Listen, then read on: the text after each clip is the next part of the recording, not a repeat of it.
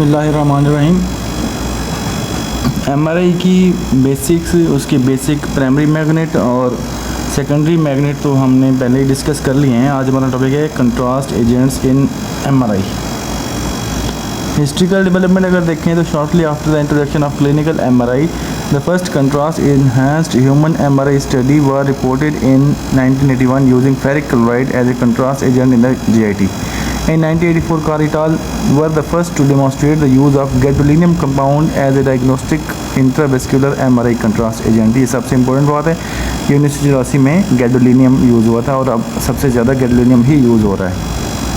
Currently, around 1/4 of all MRI examination are performed with contrast agents। Mechanism of action क्या है? MRI contrast agent act indirectly by altering the magnetic properties of hydrogen ion in water and lipid which form the basis of image in MRI. Hydrogen जो है, hydrogen का atom जो उसके अंदर proton है वो एमआरआई की बेस है, तो उसकी कंसंट्रेशन को चेंज करना। It is the paramagnetic effect of the contrast agent rather than agent itself which is imaged. जो उसके अंदर उसकी प्रॉपर्टी है पैरामैग्नेटिक, उसको हम यूज़ करते हैं। जो कंट्रास्ट एजेंट यूज़ हो रहा है उसकी इतनी ज़्यादा वैल्यू नहीं है, उसकी पैरामैग्नेटिक इफेक्ट की वैल्यू है।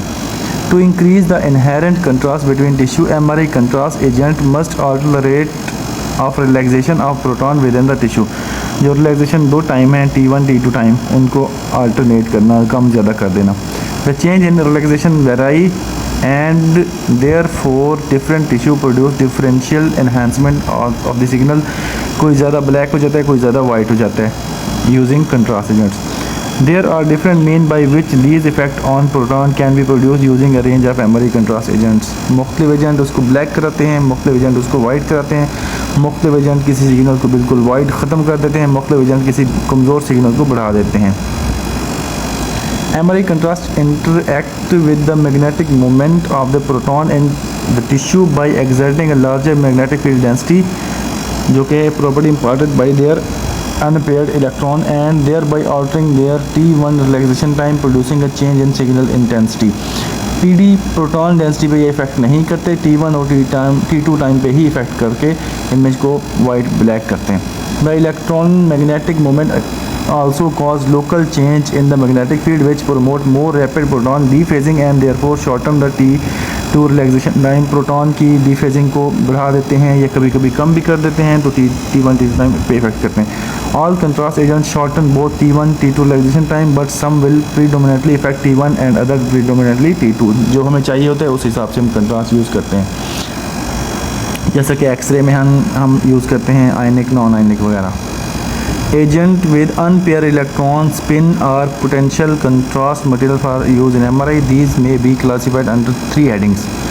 Ferromagnetic, these retain magnetism even when the applied field is removed। This may cause particle aggregation and interfere with cell function and are therefore unsafe for clinical use as MRI contrast agent। जैसा कि ऐसे समझ लें कि जिसमें x ray में जो हैं हाई या स्मॉलर आयनिक कंट्रास्ट मीडिया, उस तरह के जो इफेक्ट वो प्रोड्यूस करते हैं, फिर ये भी करते हैं। Paramagnetic e.g. gadolinium contrast agent are by far the most widely used MRI contrast agent। Their maximum effect is on proton in the water molecule shortening T1 time। T1 time कम होगा तो ऑफ कोर्स फिर T1 image बढ़ जाएगा और signal intensity बढ़ जाएगी, जो फैट की वजह से वाइट आ जाएगी T1 पे।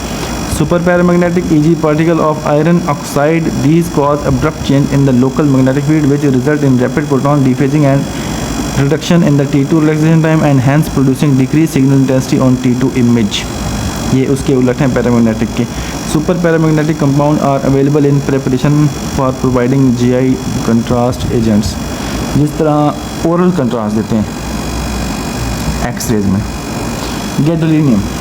Gadolinium is a toxic heavy metal, atomic number 64 with 7 unpaired electron। It is rendered non-toxic and soluble by chelation with large organic molecule forming a stable complex compound around the gadolinium। Gadolinium chelate represent the largest group of MRI contrast media and can either be injected IV or used in oral preparation वगैरह। Gadolinium contrast are available in three forms: extracellular fluid। By far the most commonly used for gadolinium include gadolinium diethylene triamine pentaesteric acid DTPA, gadopentate, dimeglumine Magnevist, gadolinium DTPA, bismethylamide, gadodiamide Omniscan और gadolinium DO3A, gadoteridol ProHance, ये इसके brand name है। These all contain central strongly paramagnetic gadolinium ion within an 8 coordinate ligand and a single water molecule forming a stable 9 coordinate complex. After IV injection they circulate within the vascular system and are excreted unchanged by the kidneys. Chelate वैसे के वैसे ही unchanged रहते हैं। There is a wide range of indication for ECF extracellular fluid agent including improved detection rate and more accurate delineation and characterization of tumors. The ECF agents do not cross the normal intact blood-brain barrier but will extravasate across where it is abnormal, and thus they are very effective in demonstrating many forms of CNS pathology. CNS को वैसे ये blood brain barrier को cross नहीं कर सकते, लेकिन कहीं abnormality हो, ट्यूमर वगैरह हो तो फिर वहाँ पे क्रॉस करके वहाँ पे पहुँच जाते हैं। ECF agents are used for angiography but rapidly leak out of the vascular space into the interstitial space and thus are used only for dynamic arterial studies. Leak हो जाते हैं।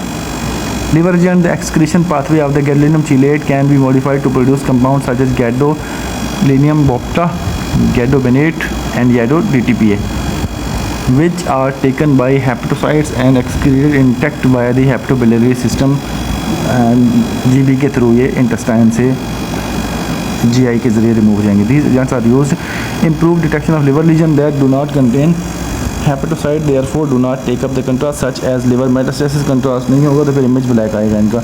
To characterize lesion that do take up the contrast such as hepatocellular carcinoma, they can also be used to provide positive contrast। positive होगा तो इसका मतलब बढ़ जाएगा, white आएगा।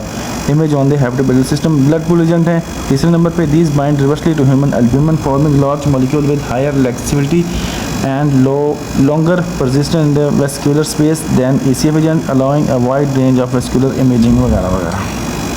Dose for ECF gadolinium agent usually 0.1 millimole per kg, body weight up to 0.2 millimole per kg when used in low field magnets। ये ज़्यादा चाहिए होगा तो फिर डोज 0.2 तक कर सकते हैं, इससे ज़्यादा नहीं बढ़ेंगे। Adverse gadolinium contrast agent very safe and well tolerated, they have lower incidence of adverse reaction than iodinated contrast agent जो एक्सरे में यूज होते हैं।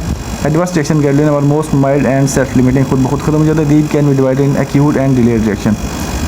एक्यूट में देखें mild nausea, vomiting, headache, dizziness, shaking, altered taste, itching, rash, facial swelling वगैरह वगैरह।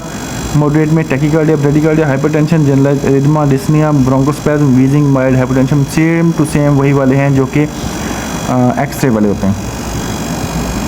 Severe laryngeal oedema, severe और rapidly progressive. Laryngeal oedema बढ़ जाएगा तो फिर सांस की तंगी होगी। अनरिस्पॉन्सिवनेस भी हो जाएगा patient. Cardiopulmonary conversion, clinically manifest cardiac arrhythmias, patient with history of previous adverse reaction to gadolinium contrast agent have increase likelihood of experience adverse reaction with a 30% recurrence rate of hypersensitive reaction to those with previous reaction। जिनको पहले से reaction है of course फिर वो तो reaction करेंगे ही करेंगे। those with asthma, documented allergy और previous adverse reaction to iodinated contrast are also increased risk of adverse reaction। कि जिनको आयोडीन से पहले से कंट्रास्ट से है रिएक्शन की हिस्ट्री तो इससे भी हो सकती है। डिलेड रिएक्शन में रीनल इम्पेयरमेंट है, when use at standard dosages, standard dose पे यूज़ करेंगे तो कोई हमें इफेक्ट नहीं मिलेगा। नेफ्रोजेनिक सिस्टमिक फाइब्रोसिस, इसका कोई हमें मैकेनिज्म नहीं मिला कि क्यों होता है। First describe in 2000, it is characterized by increase deposition of collagen with thickening and hardening of the skin.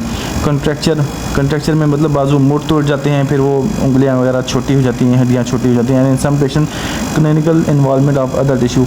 NSF occurs in patients with renal disease and almost all patients with NSF have been exposed to gadolinium based contrast agent within 2 to 3 months prior to the onset of disease. The mechanism is not known. Low risk macrocyclic chelates including